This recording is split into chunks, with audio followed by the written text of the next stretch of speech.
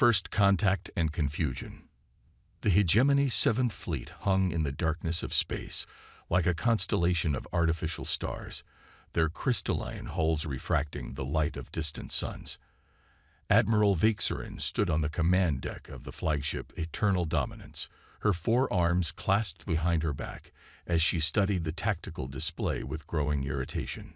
"Confirm scan results," she ordered, her inner eyelids flickering rapidly, a sign of agitation her subordinates knew well. "Confirmed, Admiral," the sensor officer reported. 5 vessels of unknown configuration, approaching from heading 227 Mark 43. Their drive signatures don't match any known species in our database. Vixarin's irritation deepened. The galactic hegemony had ruled these sectors for 10,000 cycles. Any new spacefaring race should have been detected and subjugated long before they developed interstellar capabilities. Yet here they were, deep in hegemony space, their very presence an affront to proper order. "Open communications," she commanded. "Let's remind these primitives whose territory they've wandered into." The communications officer complied, and the main view screen flickered to life. Vixarin had expected to see aliens cowering in fear, or perhaps attempting to maintain dignity in the face of overwhelming superiority. Instead, she found herself staring at a human woman in a captain's uniform, feet propped up on her console, eating what appeared to be a sandwich. "Oh, hey there," the human captain said cheerfully, taking another bite. "Sorry about the lunch break. You caught us right in the middle of shift change. I'm Captain Sarah Chen of the Earth Expeditionary Force. That's a gorgeous fleet you've got. The crystalline construction is absolutely fascinating. Mind if we take some pictures?" Vixarin's facial tentacles writhed in confusion. This was not how first contact scenarios were supposed to play out. "You stand in the presence of the 7th Fleet of the Galactic Hegemony," she declared, her voice resonating with carefully practiced authority. "Your vessels have entered our sovereign territory without permission. Submit to inspection and prepare to be escorted to the nearest processing station for species evaluation and classification." Captain Chen's eyes lit up with interest. "Species evaluation. That sounds fun. We love meeting new people. Though I should mention we're actually here by invitation. The Ardeni gave us navigation rights through this sector about 6 months ago." "The Ardeni are a subjugated protectorate," Vixarin snapped. "They have no authority to grant passage rights." "Really? That's not what their new government says," Chen replied, finishing her sandwich and brushing crumbs from her uniform. "You might want to update your diplomatic channels. Things have been changing pretty quickly out here on the rim." Vixarin felt her grip on the situation slipping. The Ardeni were one of the most thoroughly dominated species in the sector. The idea that they had established an independent government was absurd. Yet the humans' casual certainty was unsettling. "Your ignorance of galactic law is no excuse," Vixarin declared. "You will submit to inspection. Or—" "Oh, sorry to interrupt," Chen cut in, "but one of our science officers is absolutely geeking out over your crystal tech. Would you mind if we sent over a few sensor drones for a closer look? We're trying to improve our materials science division, and your ships are just gorgeous." Vixarin's bridge crew exchanged bewildered looks. No species had ever reacted to the 7th Fleet with scientific curiosity. Fear, yes. Awe, certainly. But this casual interest, as if the most powerful battle fleet in the sector was some kind of traveling exhibition. "Your insolence will not be tolerated," Vixarin growled. "We are the hegemony. We have ruled the stars since before your species learned to make fire. Our technology is beyond your comprehension." "Oh, totally," Chen agreed enthusiastically. "That's why we're so excited to study it. You know what they say, any sufficiently advanced technology is indistinguishable from magic until you figure out how it works. Speaking of which, we're picking up some unusual quantum fluctuations from your primary drive systems. Have you guys solved the cascade alignment problem with crystal matrices? We've been working on something similar back home." Vixarin felt a chill run through her body. The cascade alignment problem was a closely guarded secret of hegemony engineering. How could these primitives possibly know about it? "You will cease scanning our vessels immediately," she ordered. "This is your final warning. Submit to inspection or face the consequences." Chen sighed, finally sitting up properly in her chair. "Look, I'm trying to be friendly here, but if you're going to be all formal about it." She pressed a few buttons on her console, and a series of documents appeared on the screen. "Here are our diplomatic credentials, navigation rights from 3 separate sector authorities, and our research permits. We're happy to submit to inspection, but it'll have to be conducted under Galactic Convention protocols, since we're registered as an independent research fleet. Article 7. Section 12 should cover all the relevant procedures." Vixarin stared at the documents in disbelief. They appeared completely legitimate, bearing the quantum signatures of multiple recognized authorities. But that was impossible. No new species had ever navigated hegemony bureaucracy so thoroughly before first contact. "Admiral," her intelligence officer whispered urgently, "we're detecting unusual energy readings from the human vessels. They appear to be, well, we're not entirely sure what they're doing, but it's like nothing in our database." "Having trouble with your sensors?" Chen asked sympathetically. "Yeah, sorry about that. Our quantum shielding tends to play havoc with traditional scanning systems. We're still working out the bugs. Tell you what, why don't we power everything down to baseline and start over? Maybe exchange some cultural information first. I'd love to learn more about your society's development of crystalline technology." Vixarin felt her authority eroding with every word from the human captain. These primitives weren't just unafraid. They were acting like equals, or worse, like teachers humoring an inexperienced student. It was infuriating, and yet, there was something about their confidence that gave her pause. "You will remain in position while we verify your credentials," she finally declared, trying to maintain some semblance of control over the situation. "Of course," Chen agreed brightly. "Take all the time you need. Oh, and since we might be here a while, anyone interested in trading some technical data? We've got some fascinating research on quantum entanglement we'd love to share. Your crystal tech could really help us refine our theories." As Vexarin cut the communication channel, she found herself facing an uncomfortable realization. For the first time in her career, she had no idea how to proceed. These humans weren't following any of the expected patterns. They showed no fear, no proper deference, and worst of all, they seemed to understand technologies they should have no knowledge of. "Admiral," her executive officer prompted carefully. "Your orders?" Vixarin stared at the 5 small human ships, so insignificant compared to her mighty fleet, yet somehow managing to project an aura of absolute confidence that shook her to her core. "Contact Central Command," she said finally. Tell them we may have a situation." The ancient vessel, 3 days into the diplomatic standoff, Admiral Vixarin received the transmission that would shatter her understanding of galactic power dynamics. The humans had requested permission to bring in what they called a research vessel to help facilitate technical discussions. Vixarin had expected another of their small ships. What emerged from hyperspace instead stopped every conversation on the bridge. By the first light, her weapons officer whispered, all 4 hands trembling as they gripped the console. The vessel that appeared dwarfed even the eternal dominance. It was ancient, impossibly ancient, its hull a patchwork of repairs and modifications that spoke of centuries of careful restoration. But there was no mistaking its origin. Every officer on the bridge recognized the distinctive architecture, the sweeping lines and impossible geometries that had haunted hegemony nightmares for generations. It was a precursor warship, a relic of the species that had vanished from the galaxy 50,000 years ago, leaving behind only fragments of their incomprehensible technology and stern warnings about forces beyond the rim. "Hiya. Hope we didn't startle anyone." Captain Chen's voice came through cheerfully. "Everyone, meet the second chance. She's a bit of a fixer-upper, but we've grown pretty fond of her." Vixarin struggled to find her voice.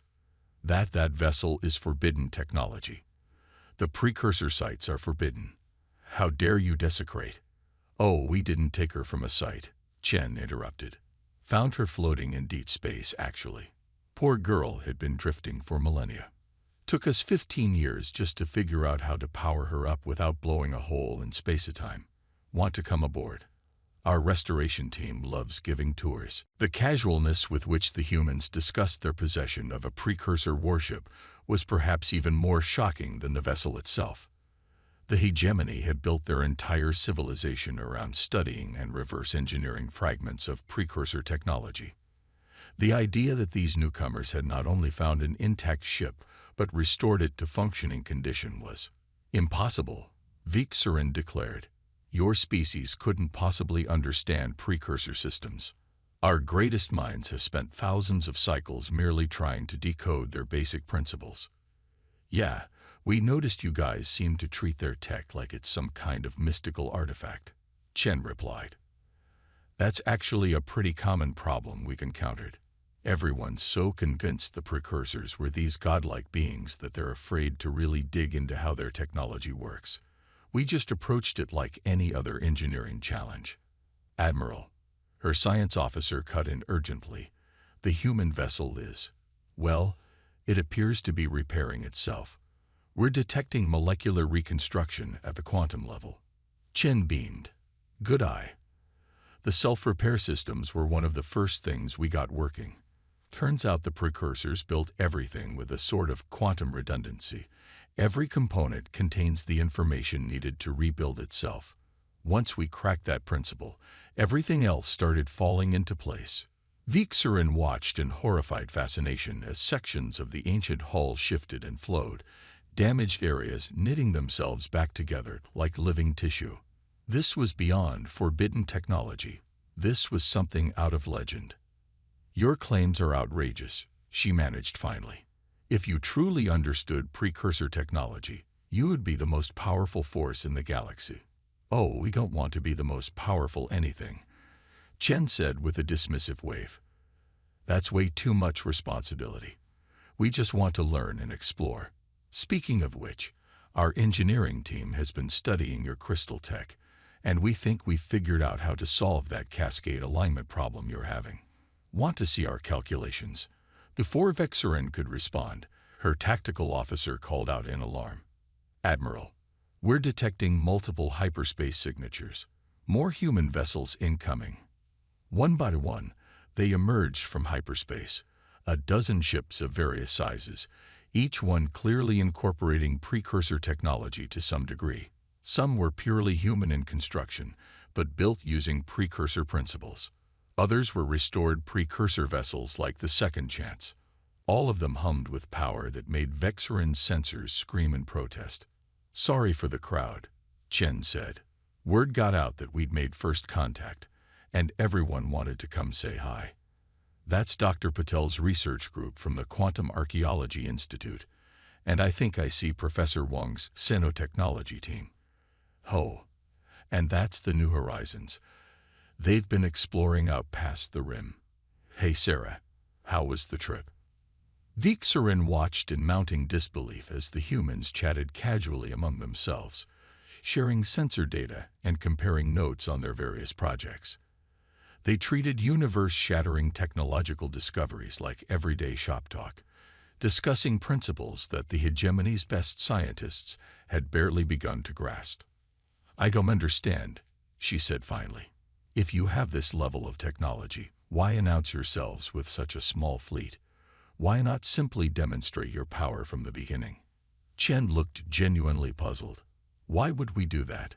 We're here to learn and make friends, not show off. Besides, starting with the big ships tends to make people nervous. We figured a smaller expedition would be less intimidating. She paused, then added apologetically, though I guess that didn't work out quite like we planned. Sorry about all this. We really didn't mean to overwhelm anyone. As Vixarin struggled to process this response, her intelligence officer approached with a trembling report.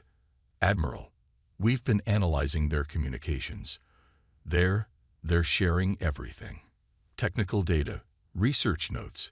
Theories about precursor technology. They're just giving it away to anyone who asks. Of course we are, Chen said, overhearing. That's how science works. Everyone shares their findings. Everyone benefits. She brightened. Hey, would your science teams like to join our next research conference? We're hosting it on the second chance next month. There's going to be a fascinating presentation on quantum archaeology techniques. Vixarin stared at the human captain, finally understanding what she was dealing with. These weren't conquerors or warriors. They were something far more dangerous. They were explorers and teachers, utterly unburdened by the fears and preconceptions that had held back other species for millennia.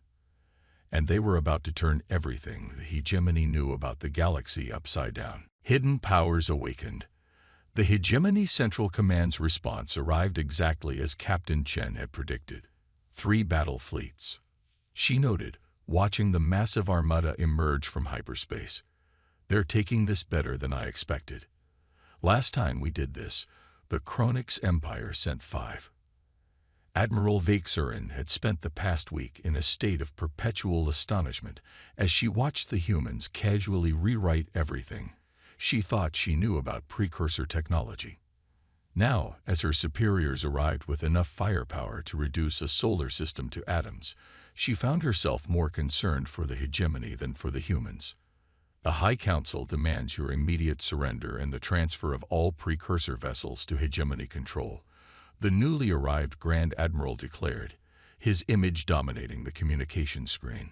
Yeah, that's not going to work for us, Chen replied, still reviewing sensor data on her tablet. The ships are sentient, you see.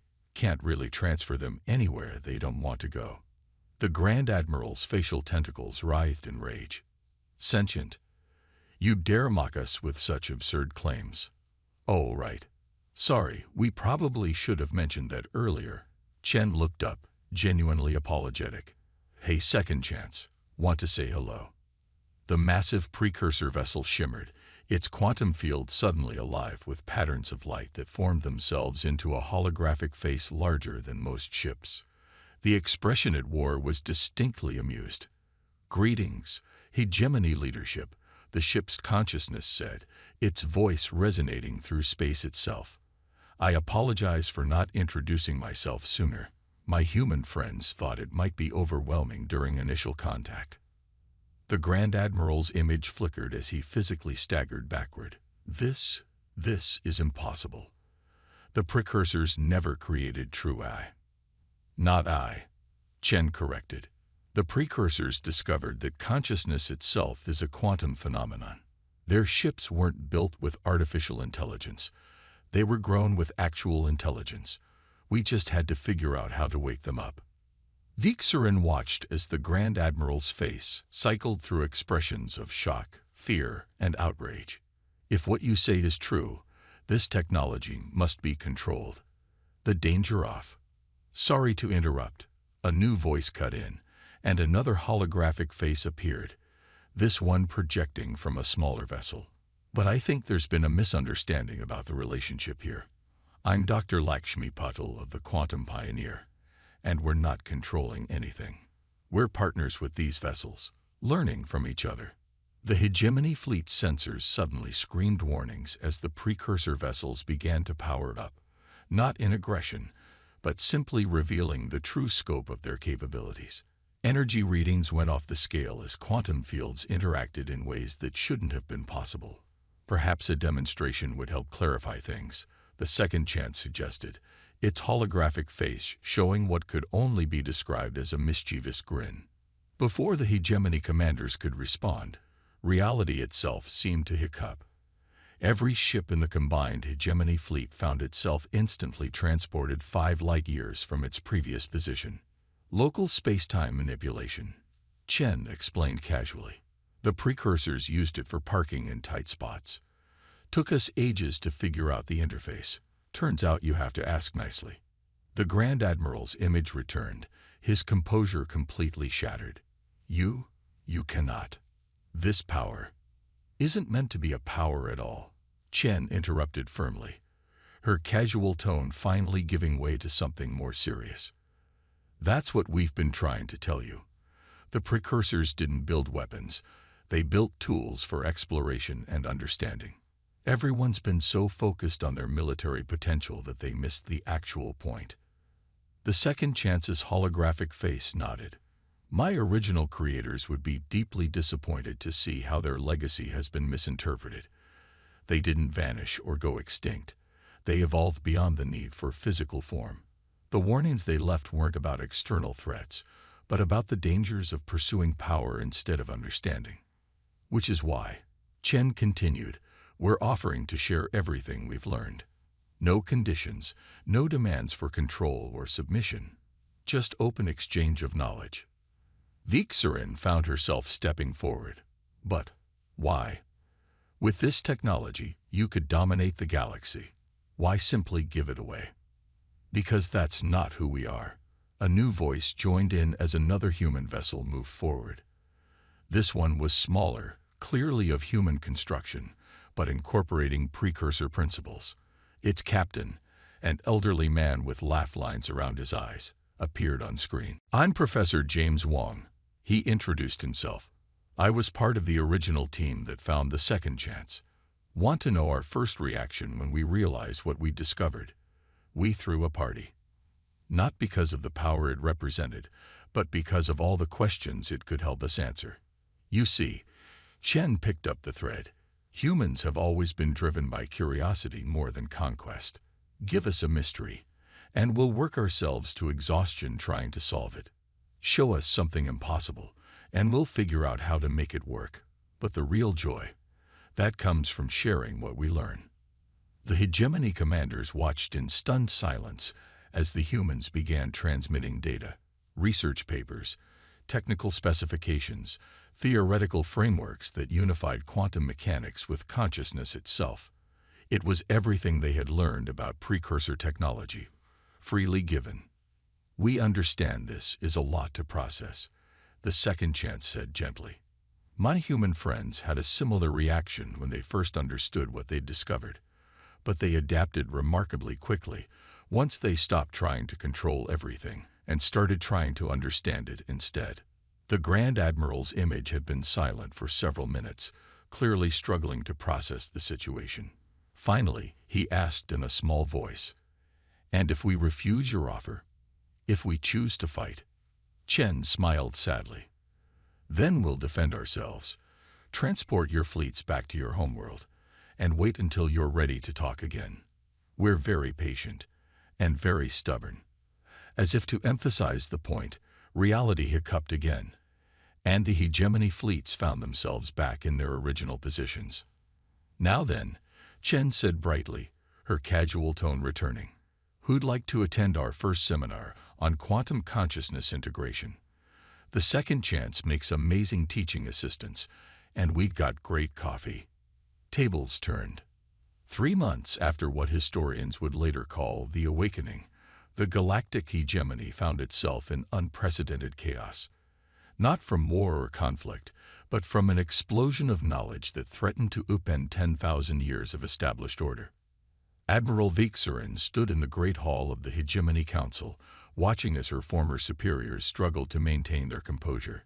The humans had been invited to present their findings to the full council, a historically unprecedented event, and they had approached it with their usual mix of enthusiasm and casual disregard for protocol. So basically, Dr. Patel was saying as she floated cross-legged above the speaking platform, a casual demonstration of personal quantum field manipulation that had half the council trying not to stare. We've been going about space travel all wrong.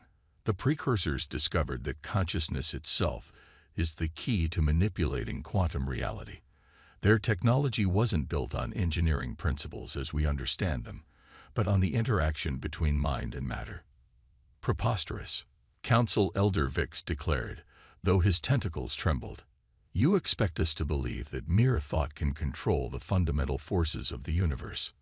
Well, yeah, Captain Chen chimed in from where she was sharing snacks with a group of junior council members. Watch this. She closed her eyes for a moment, and suddenly every piece of furniture in the vast chamber rose 6 inches off the floor, hung there for a moment, then gently settled back down. "It's not really about raw power," she explained, offering a cookie to a slack-tentacled counselor. "It's about understanding. Once you realize that consciousness and quantum mechanics are two sides of the same coin, everything else just sort of clicks." Vixarin watched as the council tried to process this. She had gone through the same mental struggle herself over the past months, watching as human scientists and their precursor partners systematically dismantled everything she thought she knew about physics, technology, and the nature of reality itself. But this undermines everything," another council member sputtered. "The hegemony's power is built on our superior technology, our control of precursor artifacts." "Yeah, about that," Professor Wong interjected kindly. "You might want to take a look at what's happening in your outer territories." The main display activated, showing scenes from across hegemony space. On world after world, humans and local scientists worked together, sharing knowledge freely. Precursor artifacts that had been locked away in secure vaults were being awakened, revealing themselves to be not weapons or power sources, but tools for learning and exploration. "The really interesting stuff is happening on the frontier worlds," Chen added enthusiastically. "Turn out the Ardani have an amazing intuitive grasp of quantum consciousness. They've already got 3 ships of their own up and running. The Krill Collective has made incredible breakthroughs in quantum biology. Oh, and wait until you see what the Zintri engineers did when they combined their crystalline technology with precursor principles." The council chamber erupted in overlapping shouts and demands. Vixarin noticed that the humans didn't react with alarm or defensiveness. If anything, they seemed to be enjoying the chaos. "Order. We will have order," the High Chancellor thundered, using the chamber's amplification systems to override the din. "Humans, you must understand. This technology, this knowledge, it represents power that must be controlled, regulated." "Oh, that's adorable." A new voice echoed through the chamber as a holographic face larger than the Chancellor himself appeared. The second chance had joined the conversation. "You still think this is about power? Tell them what happened when you tried to regulate knowledge on Earth, Sarah." Chen grinned. "Which time? The invention of the printing press, the internet, the quantum net. Trying to control information is like trying to control the wind. The harder you grip, the more slips through your fingers.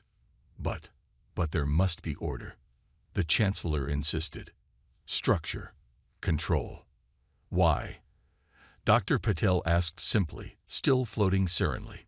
"The universe itself is built on principles of uncertainty and probability. The precursors understood this. That's why they evolved beyond physical form. They learned to embrace chaos as a source of growth." "Speaking of growth," Professor Wong added, "we've been analyzing your society's development patterns. Your obsession with control has actually been holding you back. Did you know that your rate of technological advancement has been decreasing over the past 1,000 years? The more you tried to regulate knowledge, the slower you progressed." The council chamber fell silent as this sank in. Vixarin found herself remembering her first encounter with the humans, how their casual confidence had seemed so threatening. Now she understood. It wasn't confidence born of power, but of understanding. "So what exactly are you proposing?" the Chancellor asked finally, his voice heavy with resignation. "Proposing?" Chen looked genuinely confused. "We're not proposing anything. We're just sharing what we've learned. What you do with that knowledge is entirely up to you. Though if you're interested," the second chance added with a hint of amusement, "we're organizing the Galactic Symposium on Quantum Consciousness Studies. Several of my siblings have offered to host. The Ardani are bringing snacks." "Siblings?" a council member squeaked. "Oh yeah," Chen brightened. "Turns out there are hundreds of precursor ships scattered throughout the galaxy, just waiting to be awakened. We've found 12 so far. They're really excited to meet everyone." Vixarin watched as the council tried to process the implications. Their entire power structure, based on controlled access to advanced technology, was becoming irrelevant not through force or conflict, but through the simple act of sharing knowledge. And if we resist this change? The Chancellor asked, though his tone suggested he already knew the answer. Then you'll be left behind, Dr. Pidal said gently. Knowledge, once shared, can't be unshared. The young ones in your society are already reaching out, asking questions, seeking understanding. They're not interested in power. They want to explore, to learn, to grow. Besides, Chen added with a mischievous grin, have you seen what happens when you combine quantum field manipulation with your crystalline technology? Because your junior engineers have, and let me tell you, they're coming up with some amazing ideas. Want to see? As the humans began demonstrating yet another impossible feat of physics, Vixarin noticed something remarkable. The younger council members were leaning forward, their eyes bright with interest, while the older ones shrank back in their seats. The change was already happening, not through revolution or force, but through simple, irresistible curiosity. The hegemony's power hadn't been destroyed.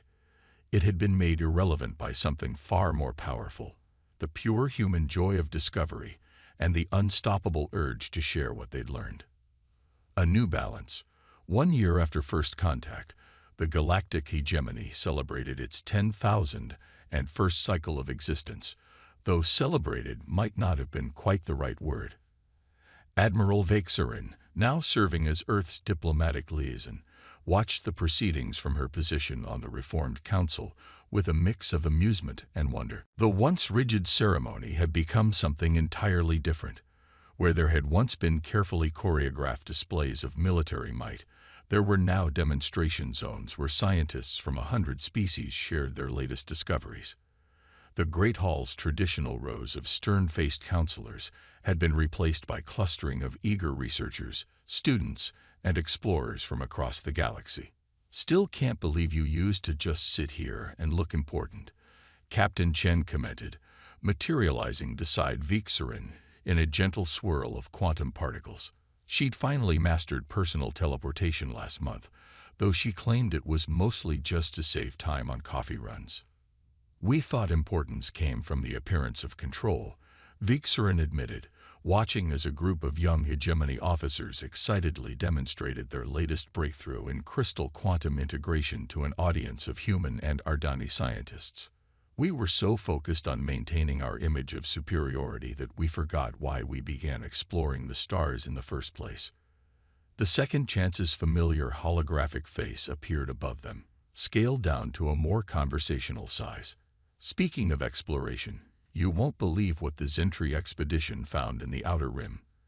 An entire Dyson swarm of dormant precursor observation posts.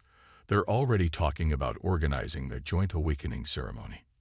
Let me guess, Vixarin said dryly. Humans are already there. Naturally, Chen grinned. Professor Wang's team was in the neighborhood, investigating some quantum anomalies. Pure coincidence, of course. Of course, Vixarin's facial tentacles curled in what she'd learned humans recognized as a smile. Just like it was coincidence that humans had research teams in the neighborhood of every major discovery in the past year. Hey, universe is a big place. Lots of neighborhoods to explore.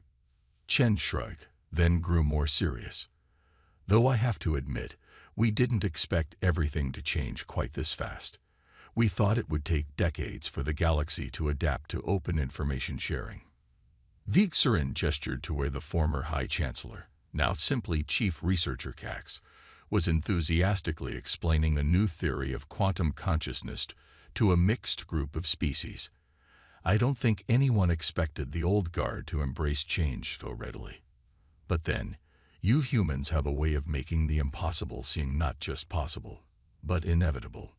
The second chance chuckled, the sound rippling through nearby quantum fields like gentle waves. They do have a gift for that. Though I think the real catalyst was showing people that there was nothing to fear from understanding. Fear of the unknown is natural.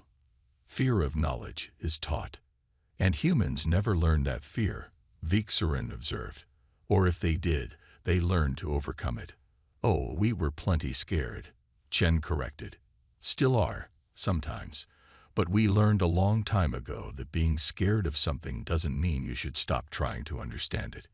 Usually means the opposite, actually. Their conversation was interrupted by a commotion near the center of the hall. A team of junior researchers, a mix of humans, hegemony species, and others, had just successfully activated what appeared to be a small precursor artifact. Instead of the weapon or power source everyone had once expected such devices to be, it projected a stunning real-time map of quantum fluctuations throughout the nearby galaxy. Now that's interesting, the second chance mused. Those patterns, they look like migration routes. Migration routes? Viksarin asked. Of what? Of the precursors themselves, I'd guess, Chen said, studying the display with intense interest. Or whatever they evolved into. Dr. Patel's team theorized they might still be around, just operating on a quantum level we couldn't perceive. Viksarin felt her inner eyelids flutter rapidly. Her old sign of agitation now transformed into one of excitement. You mean we might actually be able to contact them? Better than that, Chen grinned. Look who's already trying to establish a quantum resonance pattern with the signals. Viksarin turned to see a group of young hegemony scientists working furiously at their instruments, surrounded by eager colleagues from a dozen species. There was no fear in their expressions, no concern about protocol or power structures, just pure, unbridled curiosity. A year ago, they would have sealed that artifact in a vault, she noted. A year ago, you would have tried to arrest us for unauthorized use of precursor technology, Chen countered. People change. Societies change, usually for the better, once they stop being afraid of change itself. The second chance's holographic face took on an expression of deep satisfaction. My creators would be proud. This is exactly what they hoped for. Not one species discovering their legacy, but all species working together to understand it. Together, Viksarin repeated thoughtfully. That's the key, isn't it? Not human ingenuity alone, or hegemony resources, or Ardani intuition, but all of it combined. Every species contributing their unique perspective. That's the real power the hegemony never understood. Chen nodded. Not controlling knowledge, but sharing it. Not enforcing order, but letting it emerge naturally from cooperation.